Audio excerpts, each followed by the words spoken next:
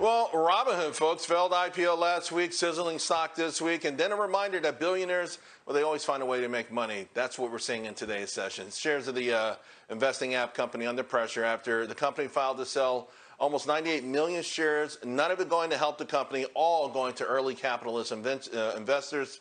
Meanwhile, AMC edging higher, this after a pretty rough month, down as much as 41%.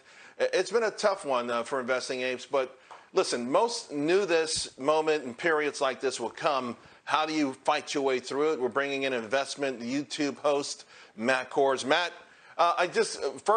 you've done a lot of work. I was watching your video. Honestly, we don't have that much time here, so if you can shrink it down, how you are finding evidence of more naked shorting and what do you think should be done about it? Yeah, to put it simply, I think this is one of the first times in the entire AMC saga that we have statistically backed data that is suggestive of counterfeit shares, or to put that another way, naked shorts. Now, I don't want to prompt any, horrific back flashes to your math class, but what's going on? August 9th, AMC is having its next earnings call, and this time they're taking questions from investors, and people are starting to ask those questions, and to do so, they're verifying their shares. And with this, we're starting to get an idea of the average ownership of the ape community. And no matter how you really approach this problem, it comes down to one thing for the shares that are allegedly in existence for AMC. The numbers are not adding up, and a lot of red flags are going off in a lot of people's minds, specifically within the Ape Nation community. So, it's so heartbreaking to keep hearing this, right? And then we had Gary Gensler. He was on TV this week. He won't come on this show. I keep inviting him on. And he's given lip service, right? How confident are you that anyone with some power to level the playing field, because let's face it, the hedge funds never run out of money. They get to write the rules, and then they get to skirt the rules. How confident are you that anyone will ever truly try to make this a more level playing field?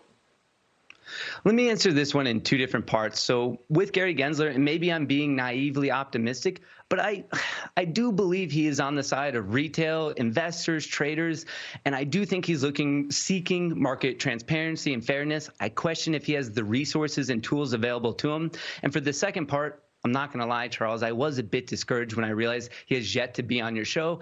And then I realized, well, of course, you got to save the best for last.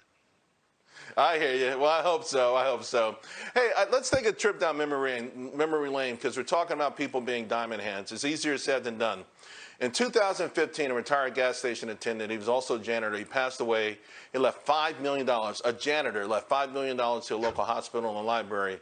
Ronald Read actually had an $8 million fortune, and all he did was buy and hold. Now he had Procter & Gamble, J.P. Morgan, GE, CVS, General Motors, Deere. So he was the ultimate diamond hands, but those were all blue chip stocks. At what point does the ape community need to see some business improvement, some innovation from AMC and GME? Listen, you pick the stocks, you're sticking with them. Management of those companies, they'll have to come through as well, don't they? I 100% agree, and I do think it's happening. Maybe it's just happening a little bit more slowly than we would like to see.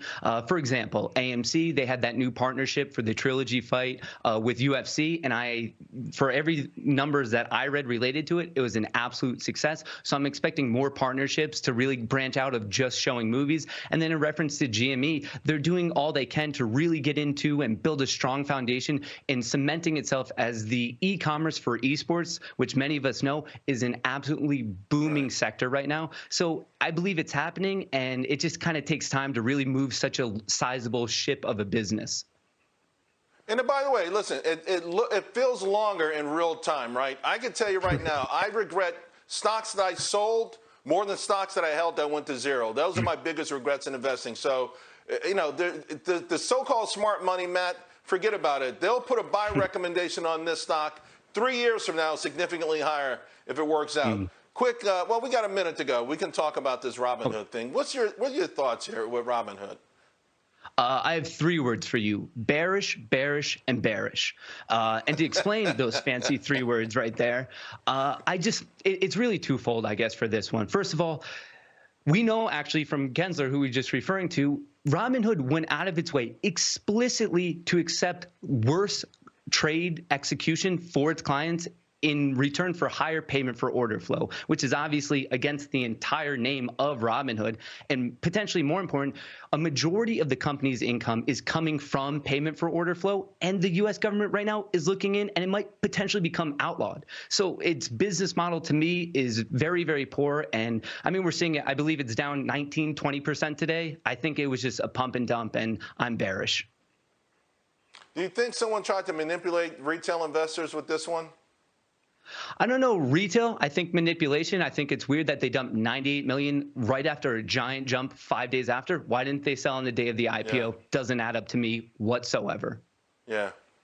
Great observations, Matt. Thank you so much. I appreciate your strength and all the research you're doing.